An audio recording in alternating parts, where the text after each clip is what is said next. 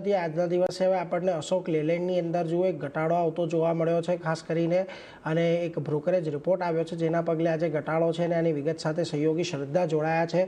જી શ્રદ્ધા, જણાવો શું ખાસ વિગત અશોક લેલેન્ડને લઈને?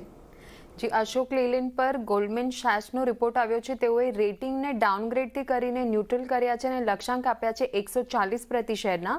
તેઓને લાગી રહ્યું છે કે તાજેતરની રેલી પછી મર્યાદિત અપસાઇડ દેખાઈ શકે છે આવનારા સમયમાં, અને માર્જિનમાં સુધારો અને સાથે જ હાઈ ટનેજ મિક્સ શિફ્ટ પહેલેથી જ હાઈ થઈ ચૂક્યા છે, એટલે કે પ્રાઇઝિન થઈ ચૂક્યા છે. આગામી 12 મહિનામાં કાર વોલ્યુમ કમર્શિયલ વ્હીકલથી આગળ રહેશે, તેમજ એજિંગ ફ્લીટને કારણે રિપ્લેસમેન્ટ ડિમાન્ડમાં પિકઅપ જોવા મળી શકે છે અને કન્ઝમ્પશન ડ્રીવન સેક્ટર્સ તરફથી માંગમાં વધારો આવતો જોવા મળી શકે છે, અને નવા સાથી લાઇટ ટ્રક સહિત લાઇટ કોમર્શિયલ વ્હીકલના વોલ્યુમમાં પણ અપેક્ષા કરતાં સારું પ્રદર્શન જોવા મળી શકે છે. એટલે જુઓ, ખાસ કરીને અહીંયાથી એક